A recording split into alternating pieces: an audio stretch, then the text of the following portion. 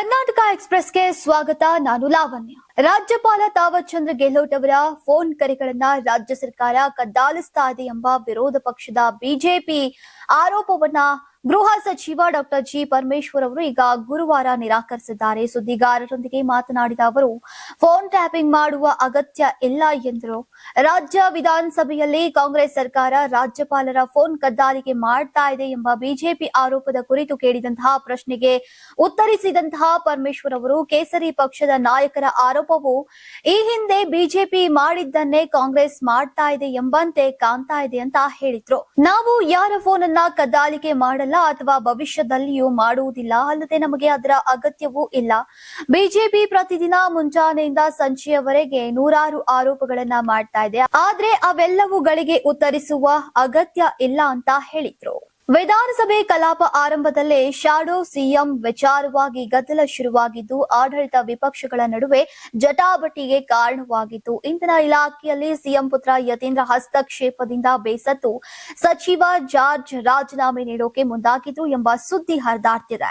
ಇದು ಸದನದಲ್ಲಿ ವಾಕ್ಯುದ್ಧಕ್ಕೆ ಎಡೆ ಮಾಡಿಕೊಟ್ಟಿದೆ. ಕಲಾಪ ಆರಂಭದಲ್ಲೇ ಸಿಎಂ ಪುತ್ರನ ಹಸ್ತಕ್ಷೇಪದ ಬಗ್ಗೆ ಸುನೀಲ್ ಕುಮಾರ್ ಅವರು ಪ್ರಶ್ನಿಸಿದ್ರು. ಸಿಎಂ ಮಗನ ಹಸ್ತಕ್ಷೇಪ ಜಾಸ್ತಿಯಾಗಿದ್ರಿಂದ ರಾಜೀನಾಮೆ ಕೊಟ್ಟಿದ್ದಾರೆ ಅಂತ ಸುದ್ದಿ ಬರ್ತದೆ.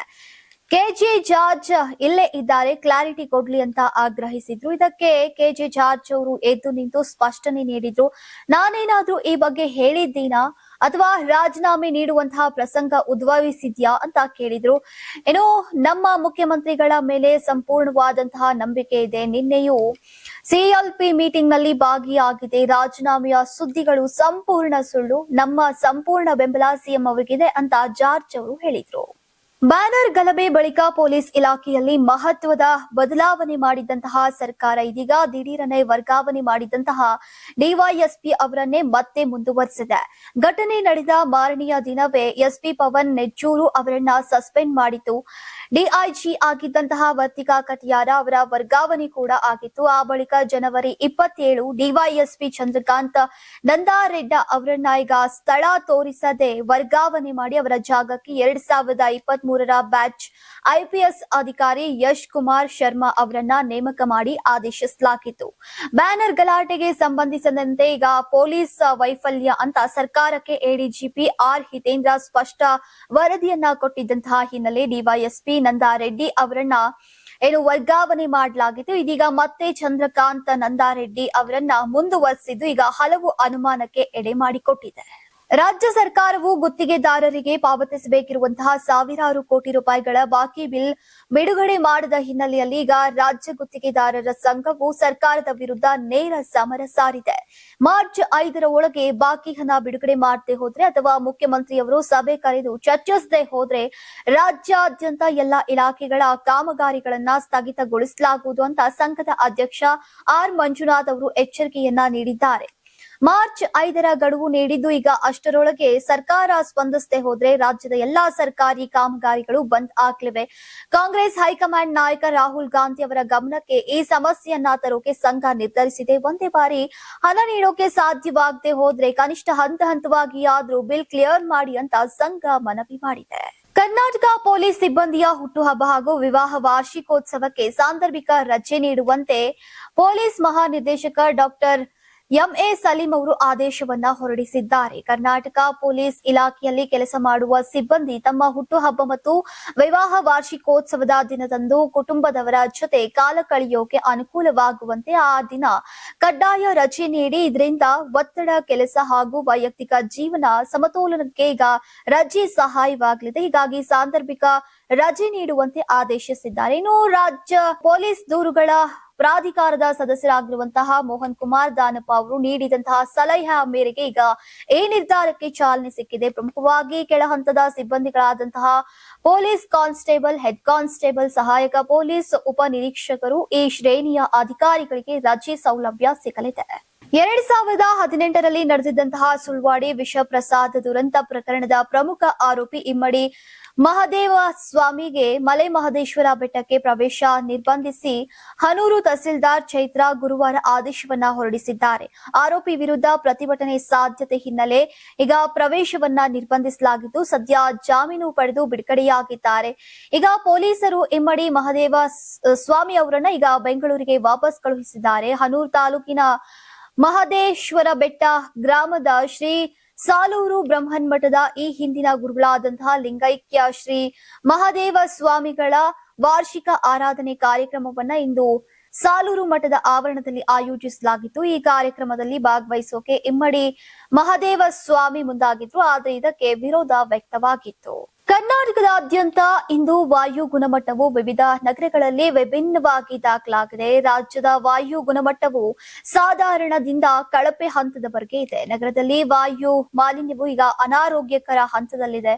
ವಿಶೇಷವಾಗಿ PM 2.5 ಮತ್ತು PM 10 ಕಣಗಳ ಪ್ರಮಾಣ ಹೆಚ್ಚಾಗಿರುವುದರಿಂದ ಈಗ ಉಸಿರಾಟದ ತೊಂದರೆ ಇರುವವರು, ಮಕ್ಕಳು ಮತ್ತು ವೃದ್ಧರು ಜಾಗರೂಕರಾಗಿ ಅಂತ ತಜ್ಞರು ಹೇಳಿದ್ದಾರೆ. ದಕ್ಷಿಣ ಒಳನಾಡಿನಲ್ಲಿ ಇಂದು ಮುಂಜಾನೆ ದಟ್ಟ ಮಂಜು ಇದ್ದಂತಹ ಕಾರಣ ಮಾಲಿನ್ಯಕಾರಕ ಕಣಗಳು ಭೂಮಿಯ ಸಮೀಪದಲ್ಲೇ ಅಡಕವಾಗಿದ್ದು ಈಗ AQI ಮಟ್ಟ ಏರಿಕೆಯಾಗೋಕೆ ಕಾರಣವಾಗಿದೆ.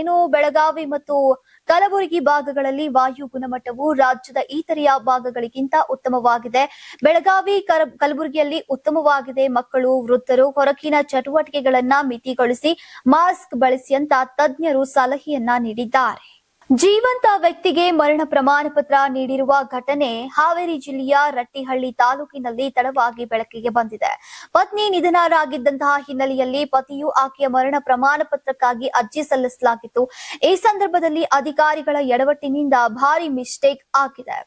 ಪರಿಣಾಮ ಈಗ ಪಡಿತರ ಚೀಟಿ, ಆಧಾರ್ ಕಾರ್ಡ್ ಪಡೆಯೋಕೆ ಪರದಾಡುವಂತಾಗಿದೆ. ಶಿರಗಂಬಿ ಗ್ರಾಮದ ತೋಪನಗೌಡ ಗುಬ್ಬಿ ಎಂಬುವರ ಪತ್ನಿ ಮಲ್ಲಮ್ಮ 12/8/2021ರಲ್ಲಿ ನಿಧನರಾಗಿದ್ರು. ಬಳಿಕ ತೋಪನಗೌಡ ಅವರು ಪತ್ನಿಯ ಮರಣ ಪ್ರಮಾಣ ಪತ್ರಕ್ಕಾಗಿ ಅರ್ಜಿಯನ್ನ ಸಲ್ಲಿಸಿದ್ರು. ಆದ್ರೆ ಅರ್ಜಿ ಹಾಕಿದಂತಹ ವ್ಯಕ್ತಿಯ ಹೆಸರಿನಲ್ಲಿಯೇ ಡಾಟಾ ಎಂಟ್ರಿ ಸಿಬ್ಬಂದಿ ಮರಣ ಪ್ರಮಾಣ ಪತ್ರವನ್ನ ನೀಡಿದ್ದಾರೆ. 2021ರಲ್ಲಿ ಈ ಅಚಾತುರ್ಯ ನಡೆದದ್ದು 5 ವರ್ಷಗಳ ಬಳಿಕ ಈಗ ಬೆಳಕಿಗೆ ಬಂದಿದೆ. ರಟ್ಟಿಹಳ್ಳಿ ತಹಶೀಲ್ದಾರ್ ಕಚೇರಿ ಸಿಬ್ಬಂದಿ ಎಡವಟ್ಟಿನಿಂದ ಈ ರೀತಿ ಆಗಿದೆ. ತಮಗೆ ಮರಣ ಪ್ರಮಾಣ ಪತ್ರ ನೀಡಿದ್ದರಿಂದ ಈಗ ರೇಷನ್ ಕಾರ್ಡ್ ರದ್ದಾಗಿದೆ. ಅಲ್ಲದೆ ಸರ್ಕಾರದ ಯಾವುದೇ ಯೋಜನೆ ಬರ್ತಾ ಇಲ್ಲ ಅಂತ ತೋಪನಗೌಡ ಆಕ್ರೋಶವನ್ನ ವ್ಯಕ್ತಪಡಿಸಿದ್ದಾರೆ. ರಾಜ್ಯದಲ್ಲಿ ಅನೈತಿಕ ಸಂಬಂಧಗಳ ಪ್ರಕರಣಗಳು ಹೆಚ್ಚಾಗಿವೆ. ಈ ಕಾರಣಕ್ಕೆ ಕೊಲೆಗಳು ಕೂಡ ನಡೀತಾ ಇವೆ. ಇದೀಗ ಹಾಸನದಲ್ಲಿ ಅನೈತಿಕ ಸಂಬಂಧದ ವಿಚಾರವಾಗಿ ಗಲಾಟೆ ನಡೆದು ಕೊಲೆಯಲ್ಲಿ ಅಂತ್ಯವಾಗಿದೆ. ಹಾಸನ್ ನಗರದ KR ಪುರಂ ಬಡಾವಣೆಯಲ್ಲಿ ಜನವರಿ 28ರಂದು ತಡರಾತ್ರಿ ಅನೈತಿಕ ಸಂಬಂಧದ ವಿಚಾರವಾಗಿ ಅಡುಗೆ ಕಾಂಟ್ರಾಕ್ಟರ್ ಅನ್ನ ಬರ್ಬರವಾಗಿ ಹತ್ಯೆ ಮಾಡಲಾಗಿದೆ. ಚಾಕುವಿನಿಂದ ಇರಿದು ಅಡುಗೆ ಗುತ್ತಿಗೆದಾರ ಆನಂದ್ ಎಂಬುವರನ್ನ ಹತ್ಯೆ ಮಾಡಲಾಗಿದೆ. ಈ ಪ್ರಕರಣಕ್ಕೆ ಸಂಬಂಧಿಸಿದಂತೆ ಈಗ ಹಾಸನ್ ಬಡಾವಣೆಯ ಪೊಲೀಸ್ ಠಾಣೆಯ ವ್ಯಾಪ್ತಿಯಲ್ಲಿ ದೂರನ್ನ ದಾಖಲಿಸಲಾಗಿದೆ. ಧರ್ಮೇಂದ್ರ ಎಂಬ ವ್ಯಕ್ತಿ ಅಡುಗೆ ಗುತ್ತಿಗೆದಾರ ಆನಂದ್ ಎಂಬುವರಿಗೆ 5-6 ಬಾರಿ ಚಾಕುವಿನಿಂದ ಇರಿದು ಕೊಲೆ ಮಾಡಿದ್ದಾರೆ.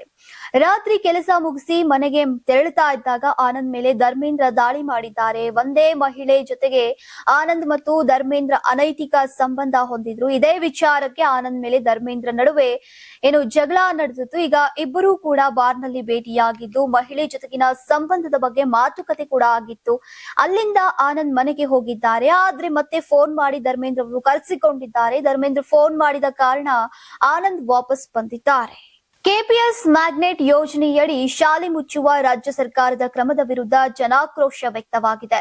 ಜೀವ ಕೊಟ್ಟೆವು, ರಾಜ್ಯದಲ್ಲಿ ಒಂದೇ ಒಂದು ಸರ್ಕಾರಿ ಮುಚ್ಚೋಕೆ ಬಿಡೋದಿಲ್ಲ ಅಂತ ಹೋರಾಟದ ಹಾದಿ ತುಳಿದಿದ್ದಾರೆ. ತುಮಕೂರು ಜಿಲ್ಲೆ ಶಿರಾ ತಾಲೂಕಿನ ದೊಡ್ಡ ಆಲದಮರ ಬಳಿ ಬೃಹತ್ ಪ್ರತಿಭಟನೆ ನಡೀತಾ ಇದೆ. ಸಾರ್ವಜನಿಕ ಶಿಕ್ಷಣ ಉಳಿಸಿ ಘೋಷ ವಾಕ್ಯದತ್ತ ಈಗ ಅಭಿಯಾನವನ್ನ ಹಮ್ಮಿಕೊಳ್ಳಲಾಗಿದೆ. ಹನುಮಂತನಗರ, ಜೋಡಿದೇವರಹಳ್ಳಿ, ನಾಗೇನಹಳ್ಳಿ, ಜೋಗಿಹಳ್ಳಿ ಸೇರಿದಂತೆ 15ಕ್ಕೂ ಹೆಚ್ಚು ಸರ್ಕಾರಿ ಶಾಲೆಗಳನ್ನ ಮುಚ್ಚಲಾಗ್ತಾ ಇದೆ. ಈಗಾಗಲೇ 6,000 ಸರ್ಕಾರಿ ಶಾಲೆಗಳು ಕ್ಲೋಸ್ ಆಗಿವೆ. ರಾಜ್ಯಾದ್ಯಂತ ಗ್ರಾಮ ಪಂಚಾಯತಿಗೆ ಒಂದು ಸರ್ಕಾರಿ ಶಾಲೆಯಂತೆ ಕೇವಲ 6,000 ಸರ್ಕಾರಿ ಶಾಲೆಗಳು ಉಳಿದಿವೆ. ಕಳೆದ 15 ವರ್ಷಗಳಲ್ಲಿ ರಾಜ್ಯ ಸರ್ಕಾರದ ಪ್ರಕಾರ 17 ಲಕ್ಷ ವಿದ್ಯಾರ್ಥಿಗಳು ಶಿಕ್ಷಣದಿಂದ ವಂಚಿತರಾಗಿದ್ದಾರೆ. KPS ಮ್ಯಾಗ್ನೆಟ್ ಶಾಲೆಗಳ 5 ಕಿಲೋಮೀಟರ್ ವ್ಯಾಪ್ತಿಯಲ್ಲಿರುವಂತಹ ಎಲ್ಲಾ ಸರ್ಕಾರಿ ಶಾಲೆಗಳನ್ನ ಮುಚ್ಚುವ ಹುನ್ನಾರ ಇದಾಗಿದೆ ಅಂತ ಆರೋಪಿಸಲಾಗಿದೆ. ಯಾರಾಗ್ತಾರೆ ಎಂಎಲ್ಎ ಅಭ್ಯರ್ಥಿ 2028 ಶೀಘ್ರದಲ್ಲೇ. ಪ್ರತಿದಿನ ಒಂದೊಂದು ಕ್ಷೇತ್ರದ ಟಿಕೆಟ್ ಆಕಾಂಕ್ಷಿಗಳ ಸಂಪೂರ್ಣ ಮಾಹಿತಿ ಪೊಲಿಟಿಕಲ್ ಜರ್ನಲಿಸ್ಟ್ ಕೆಎಂ ಶಿವಕುಮಾರ್ ಅವರಿಂದ. ಕರ್ನಾಟಕದ ನಂಬರ್ 1 ಡಿಜಿಟಲ್ ಮೀಡಿಯಾ ನಿಮ್ಮ ನೆಚ್ಚಿನ ಕರ್ನಾಟಕ ಟಿವಿಯಲ್ಲಿ ಮಾತ್ರ. ನೀವು ಸಣ್ಣ ಆಗ್ಬೇಕಲ್ವಾ? ಅದು ಒಂದು ಉತ್ತಮ ಆಹಾರದಿಂದ ಸಣ್ಣ ಆಗ್ಬೇಕಲ್ವಾ? ಪ್ರತಿದಿನ ನಮ್ಮ ಜೀನಿ ಸ್ಲಿಮ್ ನ ಯೂಸ್ ಮಾಡಿ ಯಾವುದೇ ಸೈಡ್ ಎಫೆಕ್ಟ್ ಇಲ್ದಂಗೆ ನೀವು ಸಣ್ಣ ಆಗ್ತೀರಾ.